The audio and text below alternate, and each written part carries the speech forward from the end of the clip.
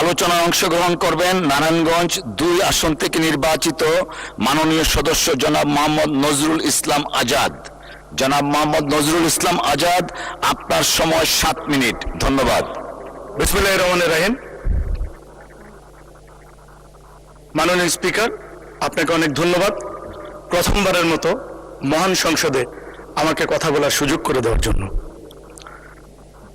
পরম করুণাময় আল্লাহ পাকের নিকট হাজার হাজার শুকরিয়া জানাচ্ছি। সদ্য স্বাধীনতার মাস বিদায় নিল। আজকের এই দিনে মহান সংসদে দাঁড়িয়ে গভীর শ্রদ্ধার সাথে স্মরণ করছি বাংলার রাখাল রাজা, বহুদলীয় গণতন্ত্রের প্রবক্তা, আধুনিক বাংলাদেশের রূপকার, যিনি মুক্তিযুদ্ধে সবচেয়ে বেশি ভূমিকা রেখেছেন, মহান স্বাধীনতার ঘোষক, বিএনপির প্রতিষ্ঠাতা শহীদ প্রেসিডেন্ট জিয়াউর রহমান বীর উত্তমকে। আজকে গভীর শ্রদ্ধার সাথে স্মরণ করছি বাংলাদেশের গণতন্ত্রকামী মানুষের মা, আপসীন দেশনেত্রী, সাবেক 3 বারের সফল প্রধানমন্ত্রী, যিনি আজীবন নিপীড়িত নির্যাতিত মানুষের পাশে থেকেছেন, সেই মহান নেত্রী মরহুমা দেশনেত্রী বেগম খালেদা জিয়াকে।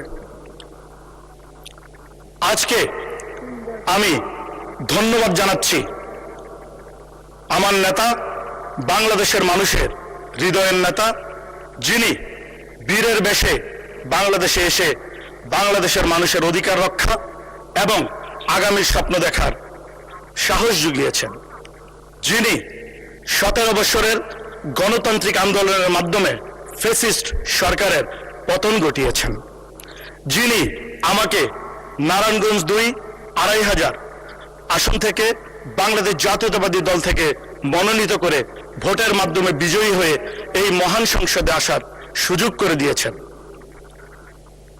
সেই নেতা আমার অভিভাবক মাননীয় প্রধানমন্ত্রী, বিএনপির চেয়ারম্যান জননেতা তারেক রহমানকে আমি ধন্যবাদ জানাচ্ছি।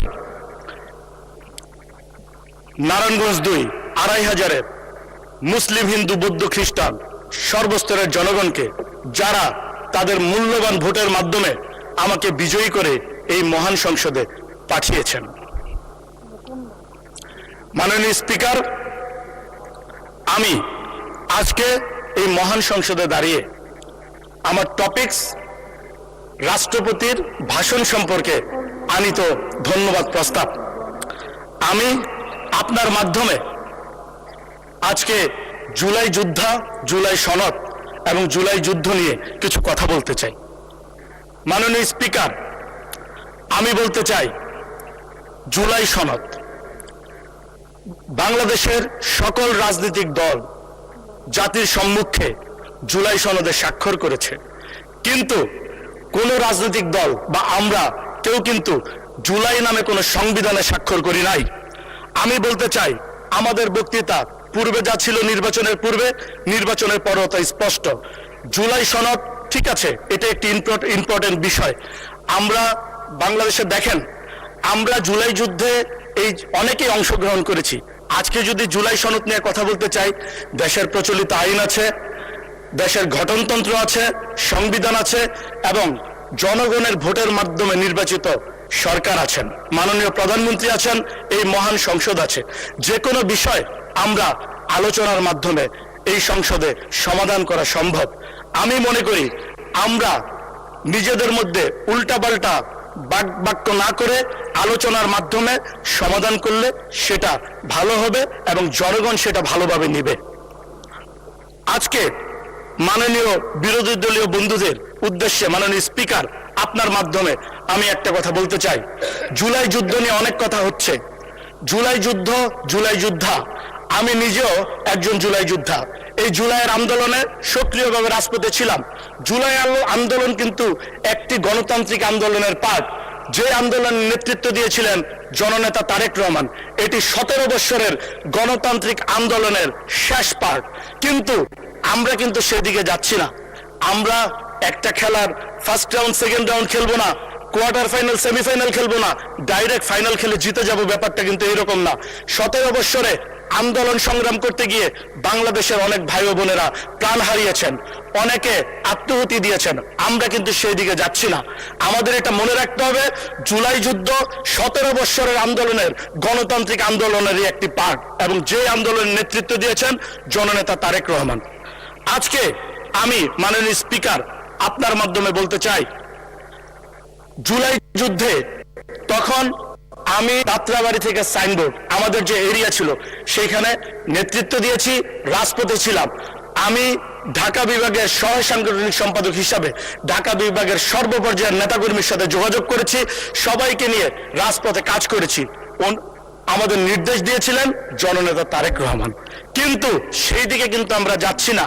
আমার মনে আছে কারফিউ দিয়েছে, কারফিউ যখন দিয়ে দিল তখন কিন্তু আজকে আমাদের সংসদে অনেকে আছেন, আমার অনেক বন্ধুরা, তারা কিন্তু তখন সরকারের সাথে কি আলোচনা করছে আমি সেদিকে যেতে চাই না, কিন্তু জননেতা তারেক রহমান আমাকে একদিন ফোন করলো। তখন আপনার হোয়াটসঅ্যাপ বা কোনো অনলাইন প্ল্যাটফর্মগুলো কাজ করছে না, ডাইরেক্ট ফোনে কথা বললো এবং বললো, আজাদ তুমি সিনিয়র থেকে জুনিয়র পর্যন্ত সকল নেতৃবৃন্দকে একটা মেসেজ পৌঁছাও আমার পক্ষ থেকে। সেটা হলো, কারফিউ ব্রেক করে সবাই যদি রাজপথে থেকে আন্দোলন করতে না পারে, অংশগ্রহণ করতে না পারে, তাহলে স্বেচ্ছায় দল থেকে পদত্যাগপত্র দিয়ে চলে যেতে বলো। আমি অনেক সিনিয়র নেতৃবৃন্দ থেকে জুনিয়র পর্যন্ত সেই মেসেজটি পৌঁছিয়েছি, এখানে অনেক বন্ধুরাই আছেন, এবং আমাদের সিনিয়র থেকে জুনিয়র নেতৃবৃন্দ অনেকেই তখন রাজপথে ছিল এবং কারফিউ ব্রেক করে সেই আন্দোলনে অংশগ্রহণ করেছে। তাহলে আমি বলতে চাই, জুলাই আন্দোলন শুধু যদি জুলাই আন্দোলন, জুলাই যুদ্ধ আপনারা বলতেই থাকেন, সবার ক্রেডিট দিতে হবে। সেই আন্দোলন সংগ্রামে আন্দোলনের প্রধান যে বাতিঘর জননেতা তারেক রহমান, তার কথাই আপনারা স্বীকার করবেন না, আপনারা ভুলে যাবেন। তাহলে জুলাই যোদ্ধাদের কি মূল্যবোধ থাকে? আমার বিরোধী দলীয় বন্ধুদের কাছে, মাননীয় সংসদদের কাছে আমার প্রশ্ন রইল। আমি আমার কথা দীর্ঘায়িত করব না।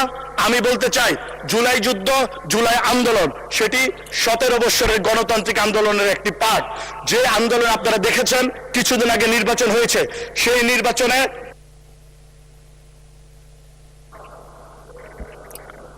ধন্যবাদ, ধন্যবাদ মাননীয় সদস্য। 1 মিনিট।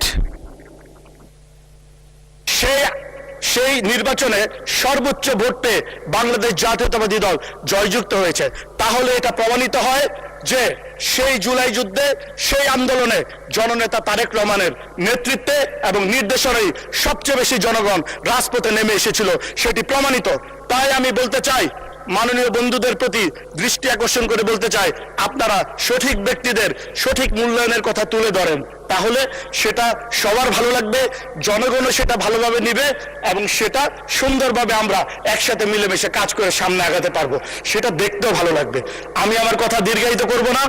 আমি আবারও মাননীয় স্পিকারকে আমাকে প্রথমবারের মতো মহান সংসদে কথা বলার সুযোগ করে দেওয়ার জন্য ধন্যবাদ জানাচ্ছি, এবং আপনার মাধ্যমে মাননীয় প্রধানমন্ত্রী এবং মহামান্য রাষ্ট্রপতির ভাষণকে সাধুবাদ জানিয়ে, এবং 17 বৎসরের গণতান্ত্রিক আন্দোলনে নেতৃত্বের মাধ্যমে ফ্যাসিস্ট সরকারকে পতনের সর্বোচ্চ ভূমিকা রাখার জন্য মাননীয় প্রধানমন্ত্রী। ধন্যবাদ মাননীয় সদস্য।